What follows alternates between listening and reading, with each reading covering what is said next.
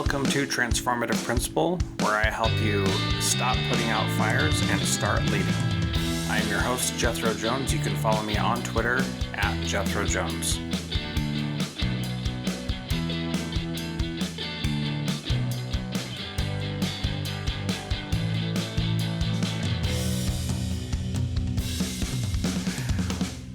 All right, welcome to this special episode of Build in Public. We are here talking with JC Pohl, who just released a book called Rising Above, a story of positive school conflict resolution. And this is a pretty cool process that he went through. So we're going to ask him to reveal some secrets here because I think it's pretty cool. So let's start, JC, by this book is not like other books. This is a narrative story teaching nonfiction principles. Tell us about that approach first and foremost.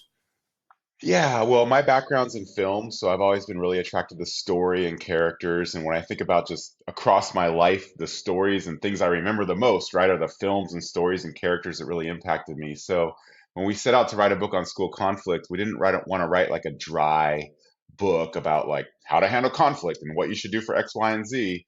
We really felt like a story would be something that the audience and the readers could hold with them, and we try to create characters where it's like if the educator or the teacher who read the book was going through a situation, maybe she would be able to relate back to the characters in our book that already had handled that situation. So when I approached our publisher about it, it was kind of interesting. So our publisher, Josie Bass, they do a lot of educational books, and they said this was the first of its kind, like Mhm. within the education arena. So I was really excited to kind of launch that with them. And having written it now, like I think it really did turn out well for things that we were hoping it would do. And they've done, not Josie Bass, but other publishing companies have done books that are narrative in structure for business type things, like The Go Giver is one popular one. Mhm. And there are several others that I can't think of right now. A Useful Belief is another one that's similar to that. So I like this narrative type approach. And what's so good about a narrative approach is that you can get different lessons out of it than what the author explicitly states, which I think is pretty powerful. Yeah, it really gives you the nice thing, it gives you complete freedom because it's all fictional. And I grew up like loving Law and Order. It's one of my favorite shows. And I Yeah, always loved the beginning where it would always say rip from the headlines, was yeah. like what the stories were based on. And so we got to just literally rip stuff from the headlines and put it into the book that administrators and teachers are dealing with. But we could go anywhere we wanted, and the characters could go anywhere they wanted. And so that really gave us a lot of freedom to explore different levels of school conflict that were like Mm. maybe not as easy, like you said, for just a single author to jump into. Yeah, so you've interviewed a bunch of experts about it. Can you talk about the process of where in the timeline you had the interviews, the book writing, the partnering with Ryan McKernan? Is Yeah. that how you say his name? And Yeah. what that looked Yeah. like? Yeah. Ryan's been a good partner of mine. So he's worked with me on all of the books. So this is the fourth book that I've written by myself. And Ryan's kind of been that ghostwriter behind me, really pulling everything together. So I come in conceptually. My job when I was working in film was more as a producer, kind of come in with the story, the characters, and the content. But then Ryan kind of helps tie it together. He's a phenomenal writer and he's been a good partner of mine. So that's exactly what we did. We kind of got together, drank some beers, laid out like the content, like what's the outline of this? What are we trying to teach? We came up with the character of Monica. Monica's the school counselor in the book that's basically working through all this conflict and kind of modeling what it looks like to handle this conflict. And then we wrote a detailed outline of like everything Monica would be dealing with. I went and ripped stuff from the headlines from Facebook groups and from the real headlines like CNN or whatever of just crazy things that school boards and educators are dealing with. And then we just worked in this outline. And then Ryan, kind of built it. Ryan's really good at like doing the small stuff, like what the character would be doing and like what the Hmm. scenes would actually look like. And then I went and found the experts to kind of back up what we're trying to teach in that scene. And we found like different levels of experts. So everyone from like a school board president to a principal. We had a school counselor, we had an activity director, and I basically just interviewed them the same way you're interviewing me right now, like on video. And we just kind of we just asked them questions about every situation that Monica would be dealing with. And we said, how would you handle this? What would you do differently? And then we just worked that into Monica's story, basically. Hmm.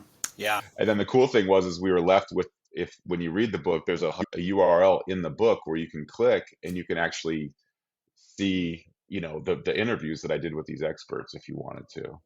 Yeah, and they're good also because you ask great questions and they have great experiences to share. And so definitely would suggest people go check that out. The thing that I think is so cool about this is that, I've done hundreds of interviews for my podcast, Transformative Principal, and I'm learning something new in every single one of them. And sometimes it's hard to infuse all those lessons into my writing. And I see what you did with this, where you didn't have to force it in like in an academic or nonfiction type book where you have to bring in the quote just perfectly. One of the cool things about this book that I love how it turned out is there are excerpts from Monica's journal at the end Hmm. Hmm. of not each, but most of the chapters where she reflects on the leadership qualities or the conflict resolution qualities that she learned from these different people, which are the people that you interviewed, and they were her mentors who taught her. So Yeah. I just think the way that you brought that together, and those excerpts are like jotted down bullets. They're not like here's the citation and the source and the academic language around it. It's like what a real person would do. And I just think that that approach makes this book so consumable by the person who's reading it, so that it's not like there's some deep intellectual academic stuff in here, but it doesn't come across that way. So tell us a little bit about why you felt it was so important to deliver it in such a way that it'd be relatable and approachable for people. Yeah, well, that's kind of been my theory with all the books I've written. Like some of my favorite books are the most simple books I've ever read because I Yeah. love reading business books and like you said, some books just get so heavy and so long. And it's like, I just want teachers to be able to read this and, like you said, consume it and learn from it.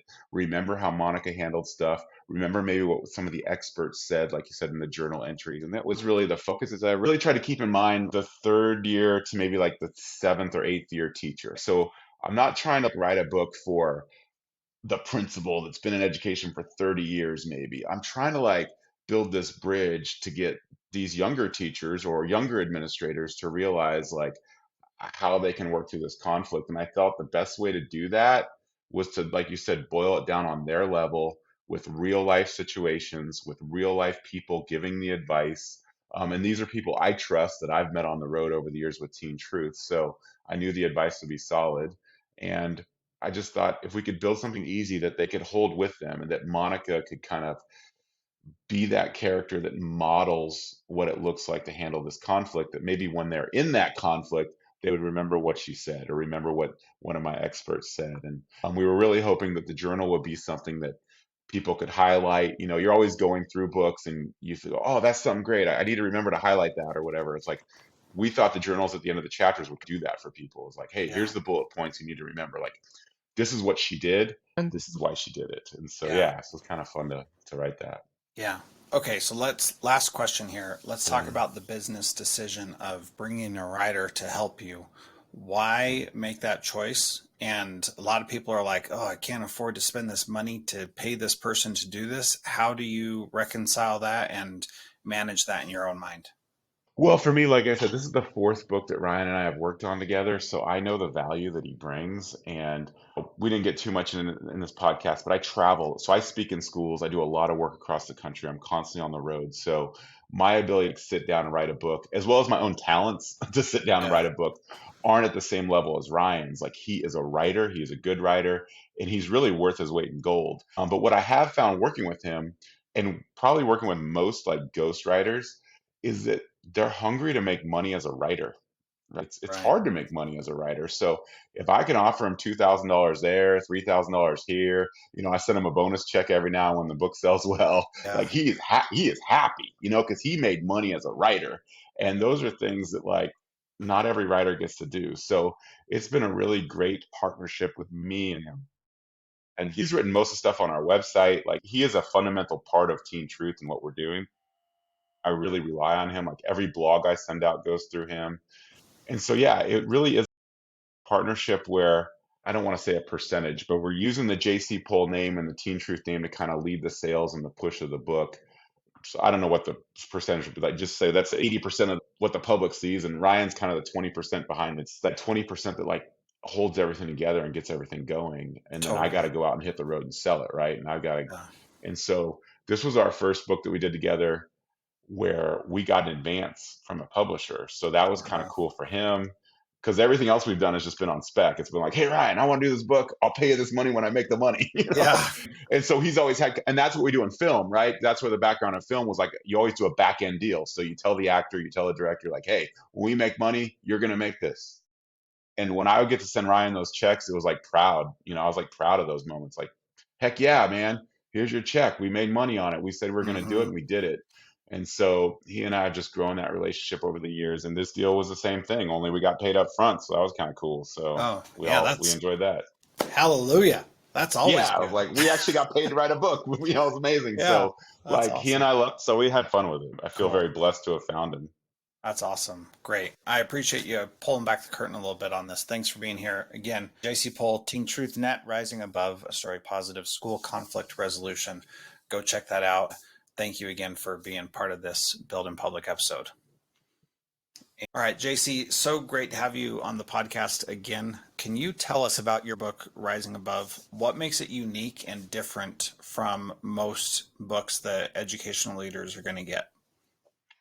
Yeah, no, thanks, Jethro. I'm really excited to be here. I think what makes this book unique is that we really took the time to write it in a narrative format. You know, so many education books out there are written by great experts, great people who have a lot of knowledge, but they kind of lay out the information in a very dry way. And so my background's in film, so I've always loved stories and characters and great shows and movies. And as I thought about teaching on school conflict, I thought the easiest thing for us to do if we wanted people to really learn how to handle conflict is to write it in a story. And that way, the characters, our main character in the book, her name is Monica. She's a school counselor. And Monica spends the time like modeling what it looks like to handle these behaviors and handle this type of conflict.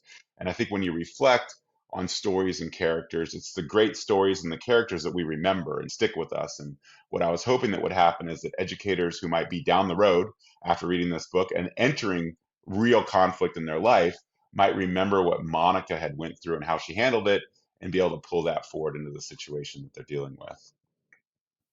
And what I really like about that is that it makes it very readable for an educator. You get pulled into the story and you don't worry so much all the things that you have to, when we read academic or nonfiction books or things like that where we're trying to learn something, we kind of get sucked into learning mode and not in enjoying mode. And it was very easy to get in enjoying mode in this book very quickly from the first page where they're making an omelet.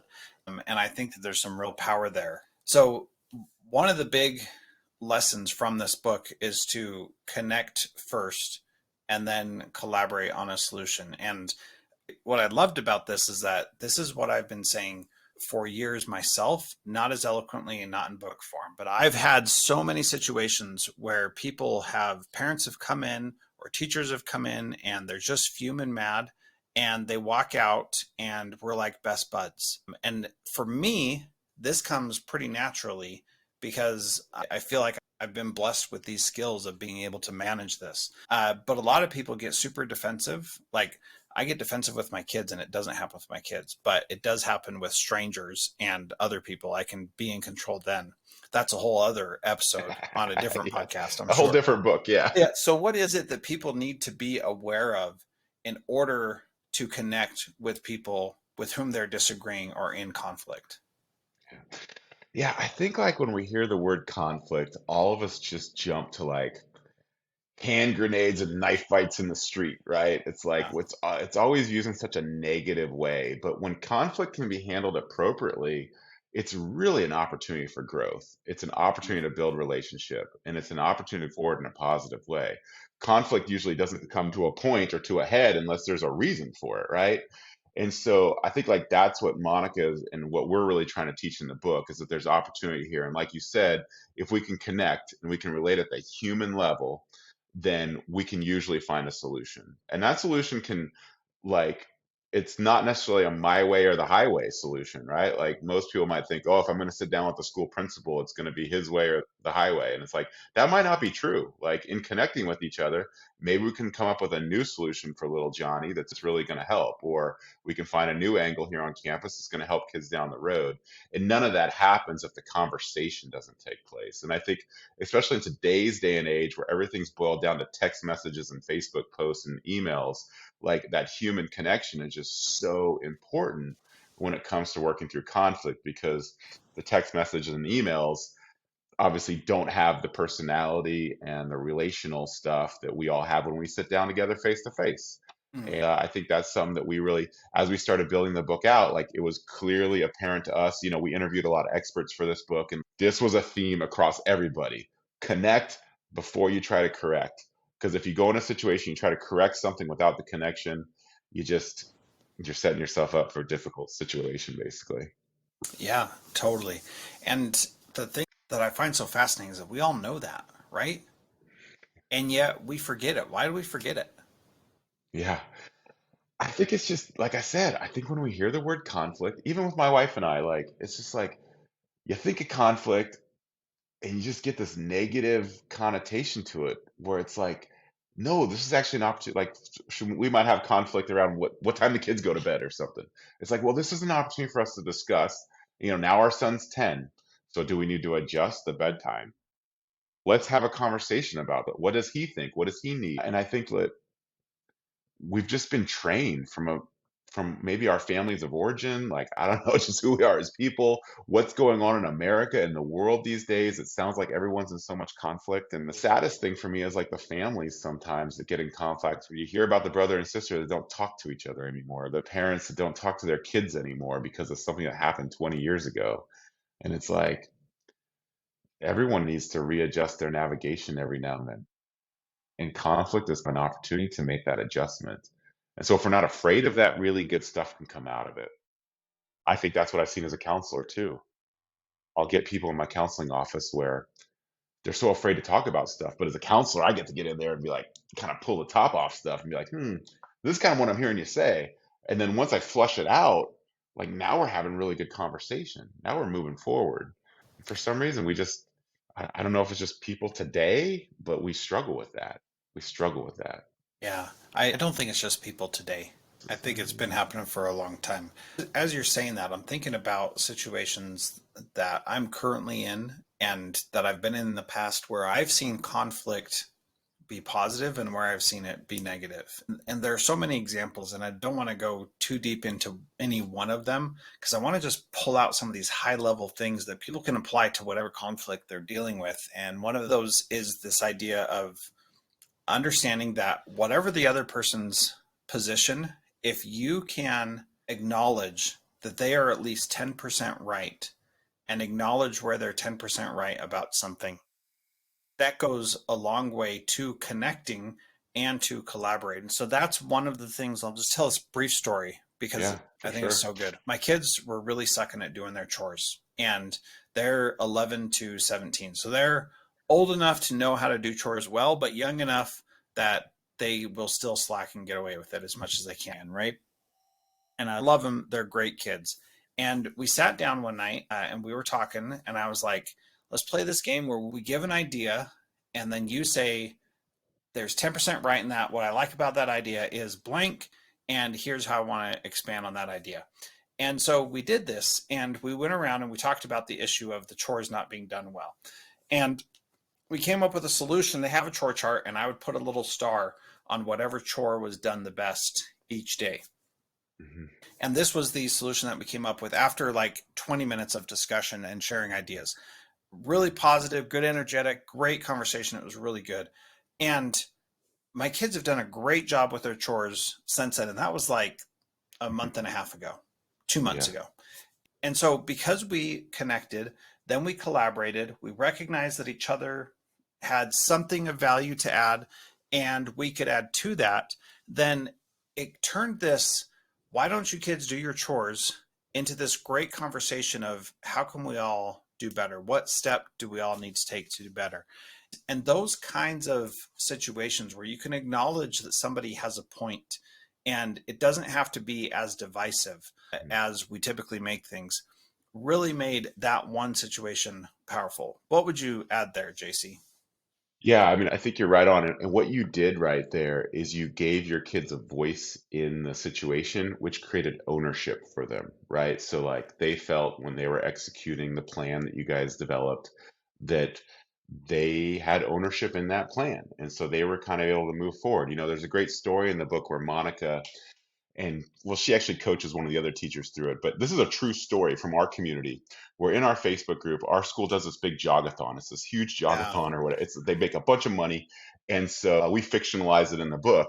But like all these people in the Facebook group were getting so upset with the school because the jogathon company takes a big percentage of the money they raise. yeah, But they raise like an insane amount of money compared to everybody else. yep, And so in the book, when the character's dealing with this, and this is what all the experts I interviewed, like they all said, well, basically, you got to pull in this keyboard warrior, this dad who's out there causing all these issues on Facebook, sit him down, explain the situation, and then like invite him to help you solve it. Like, hey, buddy, do you have another idea?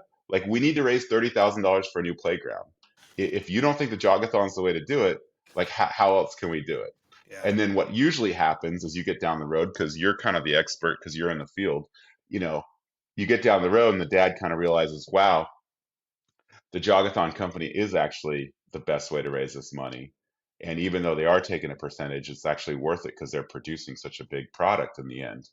And so again, now the dad has ownership, hopefully, feels part of the process. We've made that connection to collaborate, like you said. And that's exactly what you just did with your kids in the example you gave. And I think any conflict that we're introduced to, we need to be curious. And I think that's what I really took away from writing the book.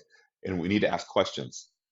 If we can go into conflict asking questions, then hopefully we come to some solutions afterwards. yeah. I think that's really powerful. And what came about from this story was, I'll just read the last paragraph in that chapter because I think it was Yeah. good. Harvey still wasn't the sort of person that Dale would choose to hang out with, but at the very least, he helped him to realize that this was really a marketing issue and probably not much more. And reading the stories that led up to that conflict resolution, it felt like so much more than a marketing issue. And so Hmm. many times our problems feel like more than what they actually are. And yet, there's typically a pretty easy solution. There's typically a pretty clear path to why somebody has this misunderstanding.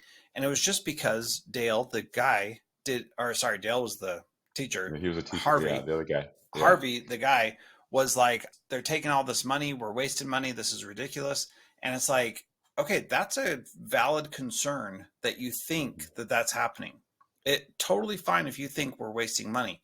However, do you really understand everything that goes into it? Do you really understand all the background? And if you don't, guess whose fault that is? That's Dale's, the teacher. He Hmm. should have been able to explain this is what the issue is. This is what you need to understand about why we're making this decision. And oftentimes, especially in schools, we do that a ton where we make decisions and we think, okay, because we made this decision, every parent's going to agree with it because we have the kid's best interest at heart. But we don't go through all that process of helping people understand why we made that decision. What advice do you have for schools as they make decisions to help parents understand why they're making that decision?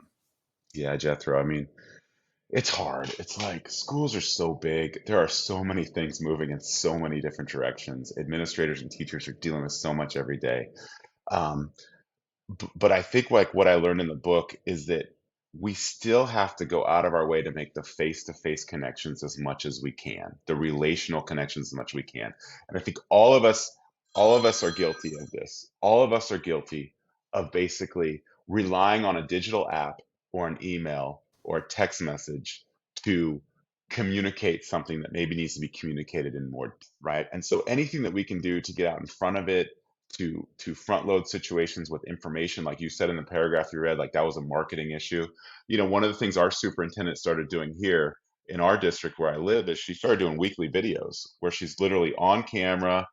She's talking more about high level district stuff, but it's like she's trying to be a personality in these people's lives. So at least on YouTube, they're seeing her, they're meeting her, and maybe when they have an issue, like she'll have some credibility built up with them. And I think like as an educator and administrator, if you can be doing that, like communicating with parents out in front of it, building that relationship with them, that way when you do deal with the issue on the back end, you hopefully have that relational component built already. But it's hard. There are so many different facets in it. Like what you and I think might upset someone, it could be something totally different that we didn't even prepare for. I think this was a good case in because I did get to kind of rip it from the headlines in our community where it was like these people didn't really realize that the group doing the jogathon was actually doing an exceptional job at what they do. They just happened to be taking a percentage of it.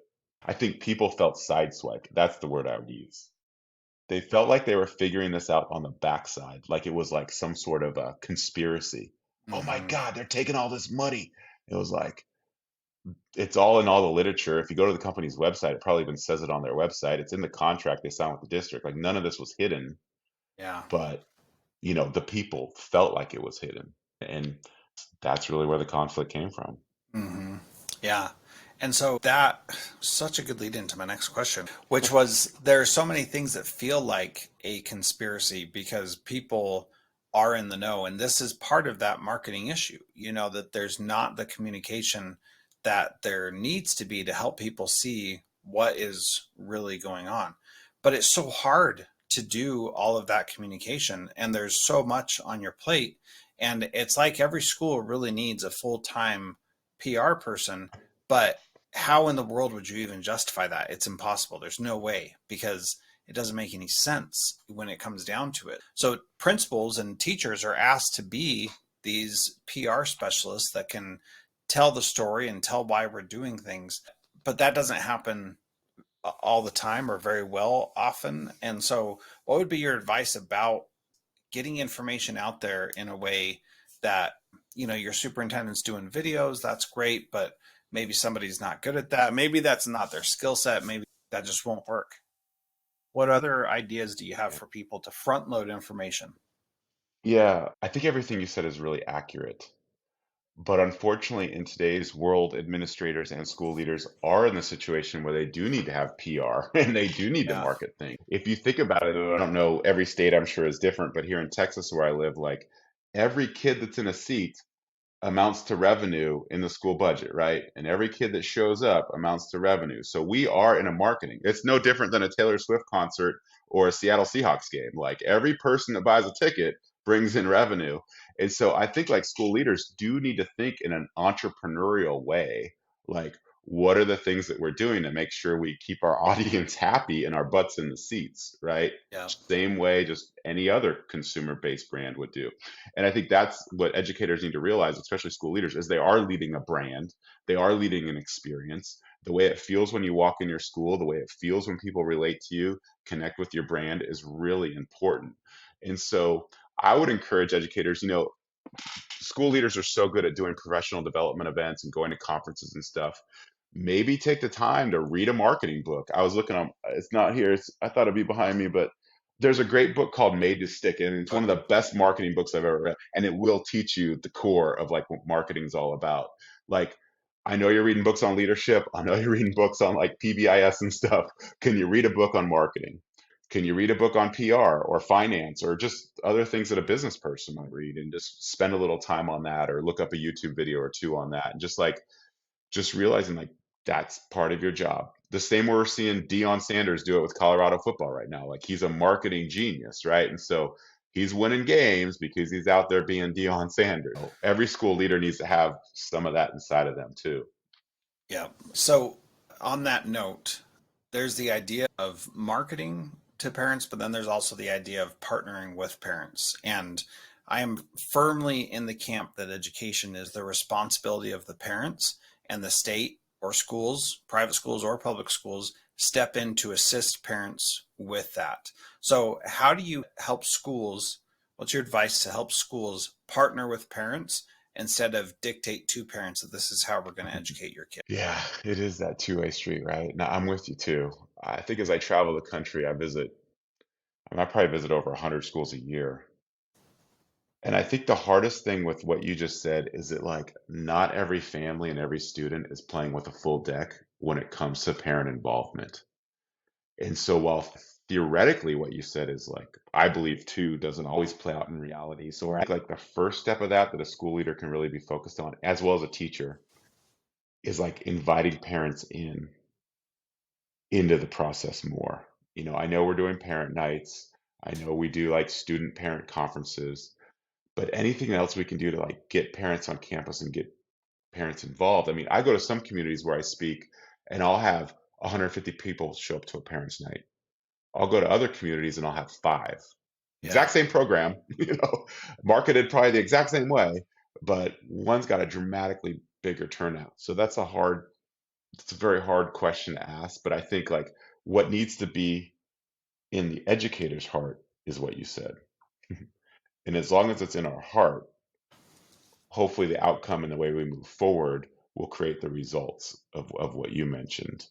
Um, and that comes down to a lot of communication and everything that we've talked about for the last 20 minutes is trying to get out in front of this and excite parents about the opportunity to be that partner and work with their students and how so many great things happen within that schooling process and parents are a big part of that.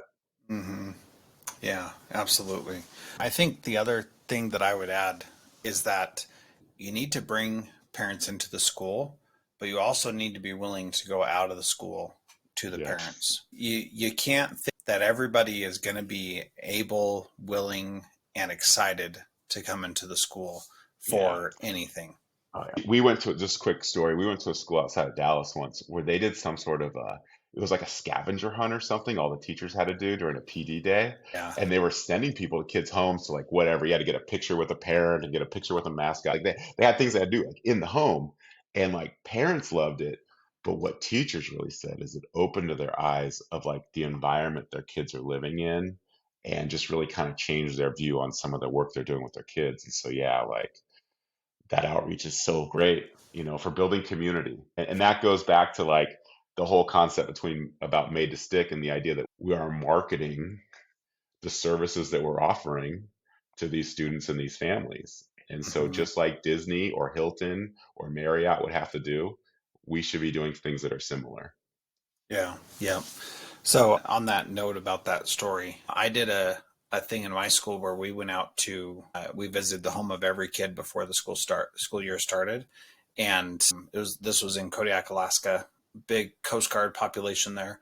And if you're not familiar with the military, sometimes housing is not ready when the person gets there. So one family was living in an airstream that they drove across the country to get up to Alaska, and we went and visited that family at their airstream.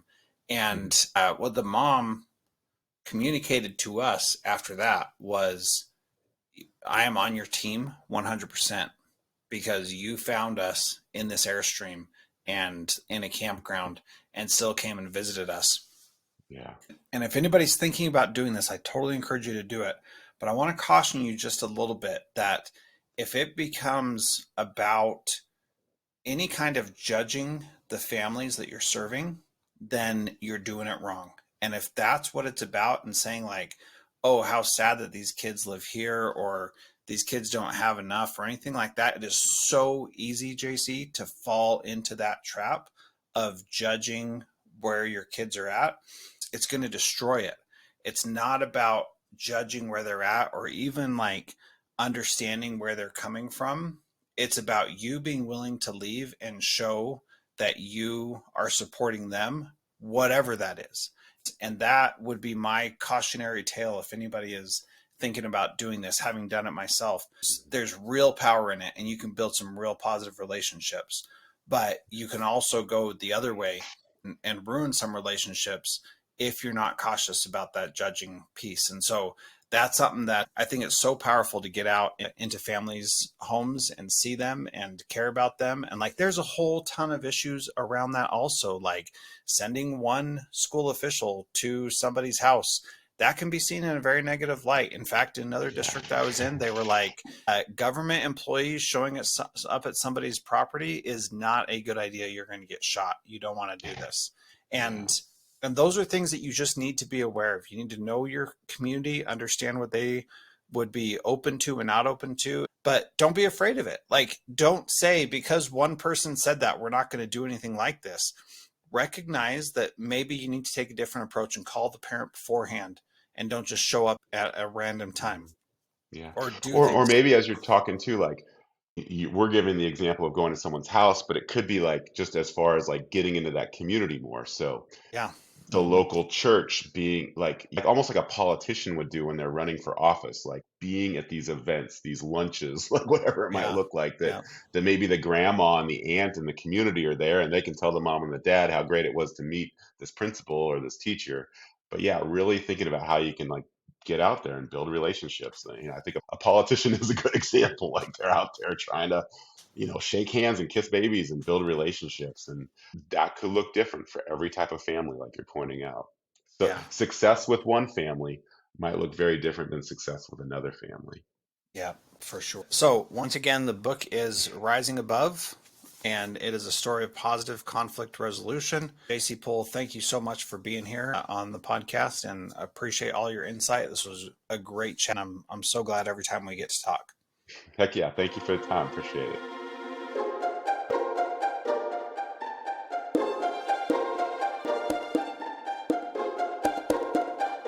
Okay. Welcome to the Resilient Schools and Transformative Principal podcast. I'm doing this as a simulcast because I think that this episode specifically is going to be beneficial for both these different podcasts with their different approaches. This is also part of our family engagement series that we're doing, that a lot of the issues that we're going to talk about relate to conflict with members of the community who are the families in your schools. So I think that this will be really valuable. I've got JC Pohl here of Teen Truth, and he is an award-winning producer, nationally recognized speaker, and certified counselor who has reached more than 12 million people with his efforts to build school culture and empower student voice. He has produced groundbreaking programs such as Teen Truth and Rising Up, and award-winning content for companies such as Warner Brothers, ESPN, and Disney. He is a licensed marriage and family therapist and can be reached on Facebook or LinkedIn or directly at jcpohl.com. JC, welcome to the show. So happy to have you here. Yeah, thank you, Jethro. Always fun to have a conversation with you and hopefully talk some fun stuff about educating kids. Yeah, so right now on the B Podcast Network, we're doing a lot of stuff around family engagement. And I thought that your book, Rising Above, talking about a story of positive school conflict resolution, was really powerful. There were a lot of good examples in there about different ways to overcome conflict. But specifically, we're talking a lot about parent issues. And without telling you about that, you even brought up a parent issue example from the book, which was the one that I was going to bring up. And it just so happened that you did that. And I appreciate that. This book is really great. Definitely a different type of approach, which we'll talk about in a second also.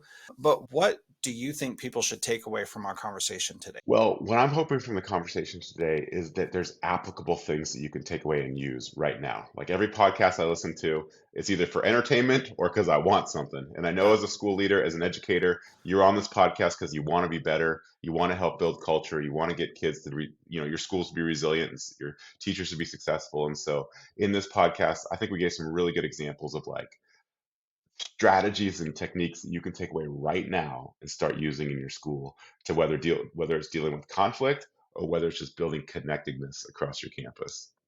Yeah, I think that's great. The thing that I really appreciate about this conversation is that, and I just want to say real quick, if you're listening to this and you find something that is valuable, reach out to either one of us and tell us, because so many times we put these out into the ether, and I know people are listening because I can see the downloads, I can see all this stuff, but JC may not know that anybody ever listens to it. And it would mean the world to him if you reached out and said, "Hey, I heard you on Jethro's podcast, and this is what I took away from that." So if that does happen, yes, just reach out. And anytime anybody reaches out, I'm just so ecstatic that somebody does. So I think for me, the real thing that I got here was that we really need to understand what we're doing as leaders of schools as it relates to marketing and getting the right information out there about our schools so that people understand where we're coming from and why we're doing the things that we're doing. That was a big thing to me. That's something that I've believed for a long time, and I learned some new things from our conversation. So I thank you for that. Once again, the book is Rising Above, a story of positive school conflict resolution by JC Pohl, and we'll get to that interview here in just a moment.